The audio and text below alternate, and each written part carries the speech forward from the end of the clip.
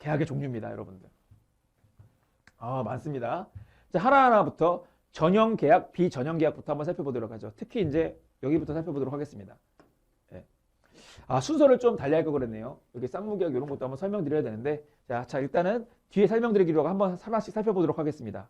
많죠. 이제 민법에서 정한 전형 계약의 종류가 한 16가지가 되거든요. 예. 예. 다 외울 필요가 없다고 말씀드려야 되나? 한마디로 이 이게 법적 성질인데 이 성질들을 좀 암기하고 계셔야 됩니다. 그럼 일단은 기본적으로 여러분들 우리 공부했죠. 요식 일정 형식이 필요합니까? 자유입니까? 자유라 그랬습니다. 그래서 보다시피 전부 다 대부분 다 뭐예요? 계약은 다 불요식이죠. 불요식. 일정한 형식이 있다 없다? 없습니다. 예. 그래서 불요식이죠. 거의 대부분 다. 그래서 일단은 기본적으로 불요식 계약이다라는 거 기억하시면 되겠습니다. 그래서 전부 다 대부분 다보다 불요식이다. 예. 그리고 여기서 좀 체크할 것 좀 보겠습니다. 여기 보시면은 우리가 당연히 증여는 무상이겠죠. 당연히 증여는 공짜입니다. 공짜로 주는 걸 증여라고 하거든요. 그럼 여기 소비대차가 물건을 빌려주는 건데 여기서 중요한 거는 빌린 물건을 반환하는 게 아닙니다. 한마디로 대표적으로 돈이 있죠. 돈. 그러니까 내가 빌렸던 돈의 1년 보드를 그대로 돌려주는 게 아니라 그냥 돈의 액수만 맞으면 되는 거거든요. 이게 대표적으로 소비대차입니다. 그래서 원칙적으로 소비대차는 뭐예요? 무상이에요. 이게 쉽게 말하면 이거야. 친구끼리 돈 빌렸죠. 별도로 이자를 약정하지 않았어. 그러면 그냥 친구한테 그냥 빌려준 거죠. 이자 받지 않는 겁니다. 근데 이제 거기다가 약정했어. 야, 내가 돈 빌려줄 테니까 연마다 이자를 얼마 줘. 그때는 뭐로 바뀌는 거야? 유상으로 바뀌는 거죠. 그래서 아무 말 없으면 원칙적으로 뭐다? 무상입니다. 그리고 무슨 계약이에요? 편무가 원칙입니다. 편무. 그래서 빌려주면 한쪽은 뭐 해야 돼? 당연히 그 돈을 빌려주기 약속했으면 빌려줘야 되는 거죠. 그리고 시간이 지나면 다시 뭐 해야 돼요? 상환해야 되는 이제 편무 계약이 원칙이다. 왜냐면 한쪽은 공짜기 때문에 대가가 없지 않습니까? 공짜로 주는 거기 때문에. 그래서 빌려주기로 했으면 한쪽만 뭐 해줘야 돼? 빌려주는 거죠. 그래서 빌려주는 쪽만 의무가 있는 거고요. 그쪽은 이자를 안 주기 때문에 편무가 되겠죠. 근데 만약에 이자를 약정했으면 뭐가 되겠습니까? 쌍무가 되겠죠. 내가 돈을 빌려주면 그쪽은 나한테 뭐를 줘야 돼? 이자를 줘야 되니까. 그래서 일단은 제가 원칙이라서 쓴 이유 아시겠죠? 만약에 이자를 받기로 하면은 유상이면서 쌍무로 바뀌는 거죠. 근데 만약에 아무 말이 없다. 그러면 뭐다? 한쪽만 돈을 빌려주면 되니까 무상이고 편무다라는 거. 그럼 자, 사용대차도 빌려주는 건데 다른 게 있다면 빌린 물건을 반환해 주는 거죠. 그래서 만약에 내가 빌린 물건을 그대로 다시 뭐 해주는 거야? 되돌려 주는 거. 이게 바로 뭐예요? 사용대차가 되겠습니다. 그럼 자, 대표적으로 이제 예를 들어서 친구가 집을 빌려줬어. 야, 이거 내가 비니까 네 집 마음대로 써. 그냥 마음대로 사용해. 이게 사용대차입니다. 근데 만약에 만약에 내가 집 빌려줄 테니까 일종의 돈을 요구해. 그럼 그것도 당연히 뭐로 바뀌겠습니까? 유상으로 바뀔 수는 있겠죠. 근데 원칙적으로 친구가 그냥 이거 써라고 했어요. 그러면 그냥 공짜라고 생각하시면 되겠습니다. 야, 내가 핸드폰 빌려줄 테니까 네 마음대로 써. 내가 태블릿 PC 빌려줄 테니까 네 마음대로 써. 아이패드 빌려줄 테니까 마음대로 써. 다 전부 다 뭐다? 무상이 되는 거죠. 근데 아이패드 빌려줬으면 그 아이패드를 돌려줘야 되는 거지 전혀 다른 걸 돌려주면 안 되겠죠. 야, 이거 똑같은 아이패드니까 이거 가져가라. 이럴 수는 없는 거지 않습니까? 그래서 다른 점이 있다면 빌린 물건을 다시 뭐 해준다? 돌려주더라. 이 내용입니다. 자, 임대차입니다. 임대차랑 사용대차랑 임대차도 이제 건물을 빌리는 거죠. 똑같아요. 빌린 물건. 근데 임대차는 당연히 유상이죠. 여러분들이 집을 빌렸었으면 뭘 내야 돼? 임료라는 걸 내야 되겠죠. 월세 같은 걸 내야 되겠죠. 그래서 이거는 뭐다? 유상이다. 이렇게. 그래서 유상이다 보니까 뭐예요? 쌍무계약이죠.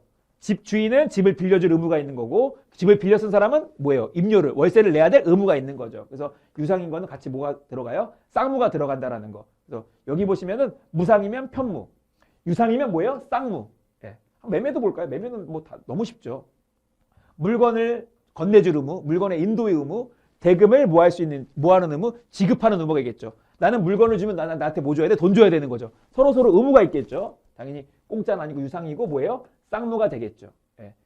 이런 내용 보시면 되겠습니다. 교환도 마찬가지죠. 서로 금전을 교환하든지 뭐 아니면 재산을 교환하든지 서로 바꾸는 거를 그러니까 한마디로 이 대상이 금전이냐 아니면 물건이냐, 금전이 재산권이냐에 따라서 교환으로 바뀌게 되는 거죠. 돈이면 매매, 돈이 아니고 물건이면 다른 재산권이면 뭐가 된다? 교환이 되겠습니다. 재산권. 자, 그 다음 보겠습니다. 자, 보시면은 위임. 위임이 이제 여기 보시면은 여기 독립성이라고 적어놨는데 여기서 또 어떤 걸 해야 되겠다. 위임과 도급의 차이점 보겠습니다. 이것도 뭔가 대신해 주는 건데요. 여기서 이제 뭐가 차이점이 있냐면 도급은요. 일이 완성돼야지 변제가 완료됐다고 봐요.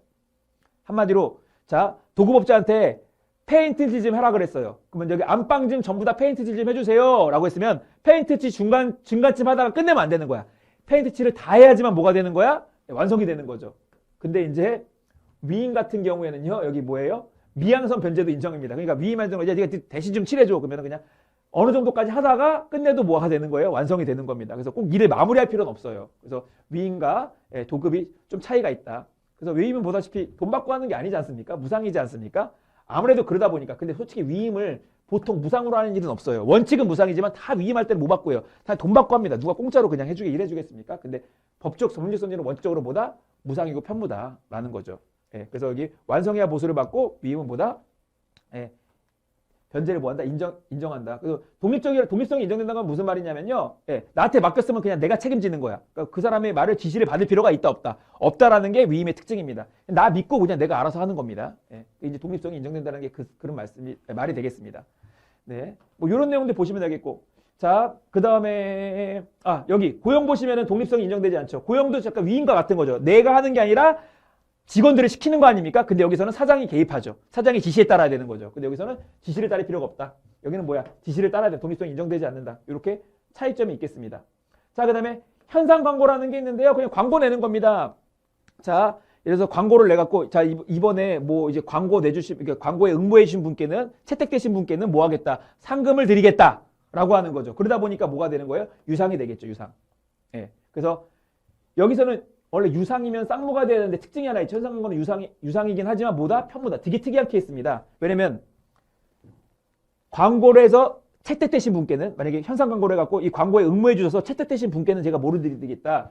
돈을 드리겠다고 했죠. 예, 그래서 한쪽만 돈을 지급하는 거기 때문에 뭐가 된다? 편무가 되는 거죠. 만약에 응모할지 말지는 누구 마음이야? 자기 마음이지 않습니까? 그러니까 그 사람은 의무가 없는 거죠.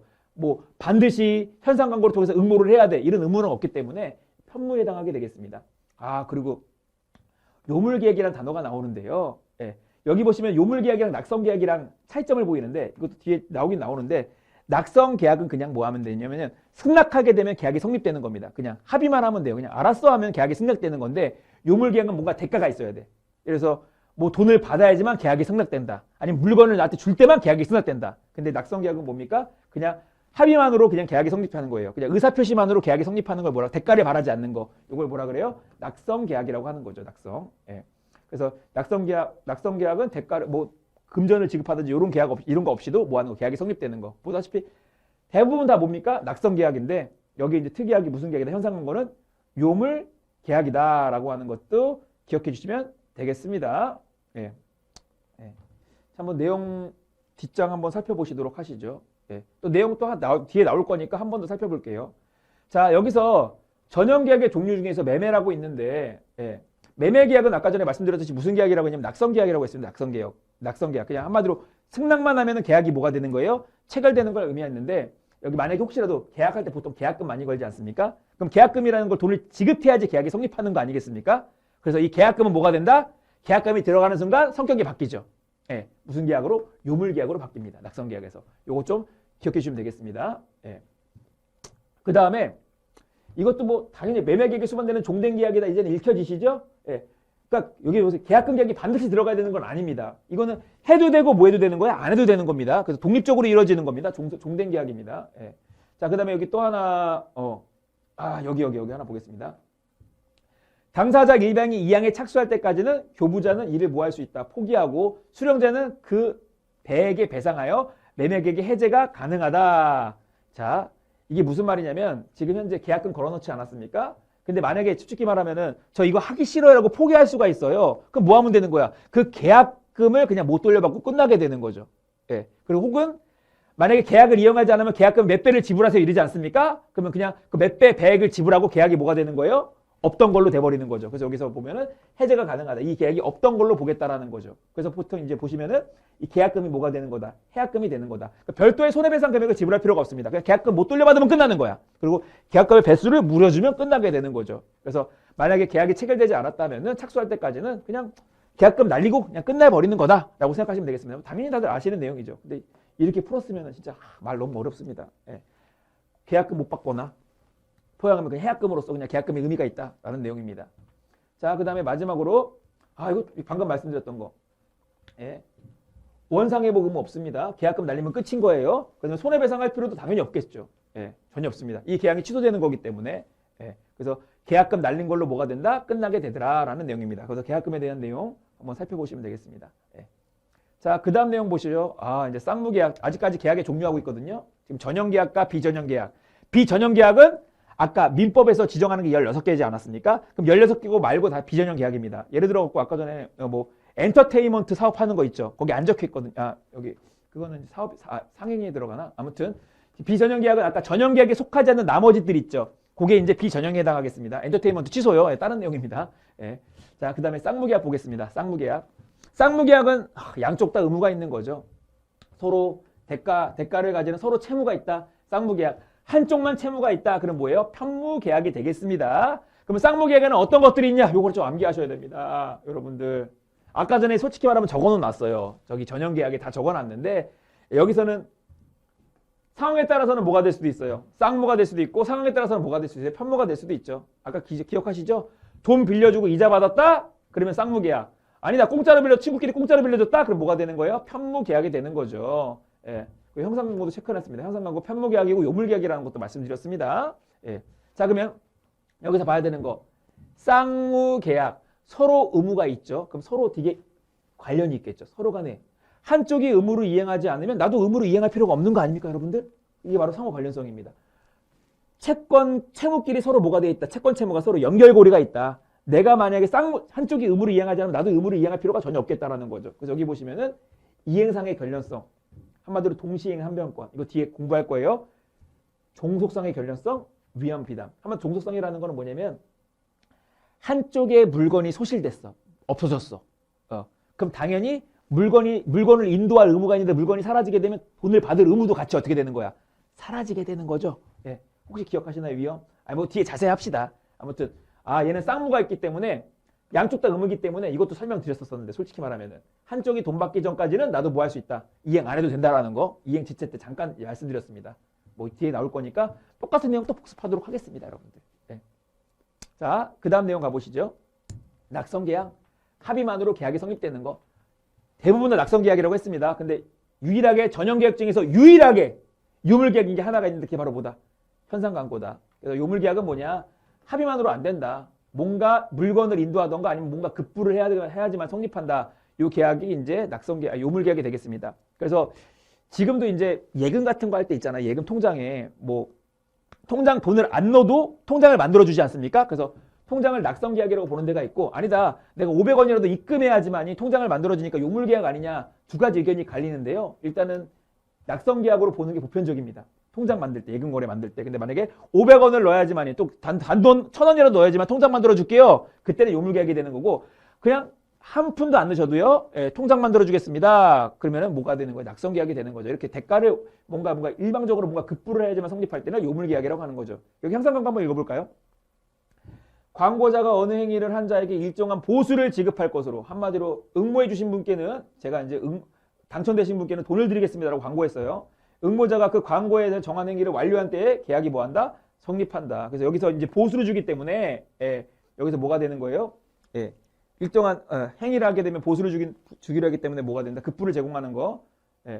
뭔가 광고를 급부를 제공해야지만 계약이 성립하게 되는 거죠. 그래서 이 행위를 해야 되는 거죠. 응모자 그 공간에 행위를 해야 되기 때문에 뭐로 바뀐다? 요물계약이라고 하는 거죠. 이 행위를 하지 않고 이 청약한데 응모를 하지 않으면은 아무런 효과가 발생하지 않기 때문에 뭔가 응시를 해야지만이 계약이 성립하게 되는 거죠. 그래서 일정한 물건을 인도해야지만 행위가 발생하기 때문에 뭐로 본다? 요물계약으로 본다라는 거죠.